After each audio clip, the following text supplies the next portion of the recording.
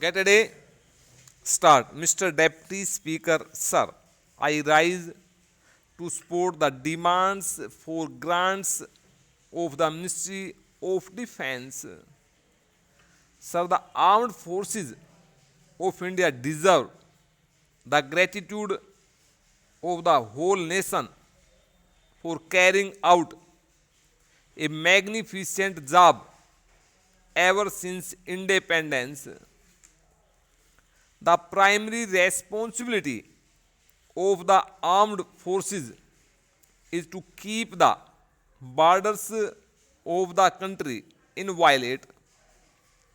Apart from this, the armed forces have been employed in numerous other tasks, such as in the aid of civil power, going to the rescue of neighboring countries, anti-terrorism, and helping civilian population in fighting natural calamity.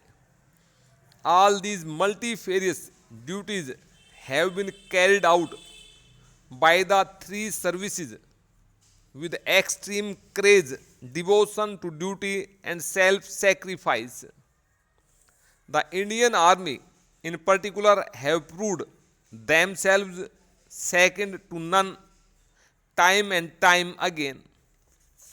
The operation carried out in Maldives a couple of years back showed planning and execution of the highest order. In fact, it was reminiscent of the much publicized and highly praised action undertaken by Israeli armed forces in the recent operations of the IPKF in Sri Lanka.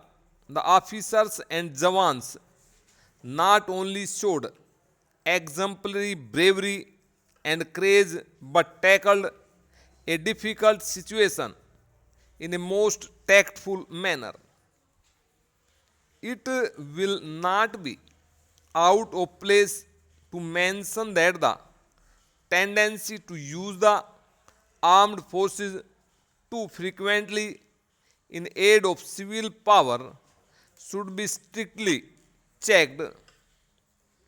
At present, our armed forces are totally political, but too much involvement in anti terrorist activities and in the aid of civil power will tend to politicize the army, and its main task of defending the integrity of the country will suffer adversely. I am sure the Prime Minister and the Defence Minister will agree that the task of maintaining law and order should be carried out either by the local police or by the paramilitary forces. The army should only be called out as a last resort, and that too, as far as possible, only for carrying out flag marches as a show of strength to restore confidence and morale of the civilian population. As a rule, the army should never get entangled in street fighting against our own citizens, as has happened in the past sometimes. Sir, the scenario of power balance in the world is undergoing a rapid transformation. With the reduction of armaments both in the Western and Eastern blocs, the arms race between the superpowers appears to have come to an end. The major military pacts like the NATO and the Warsaw have been rendered redundant.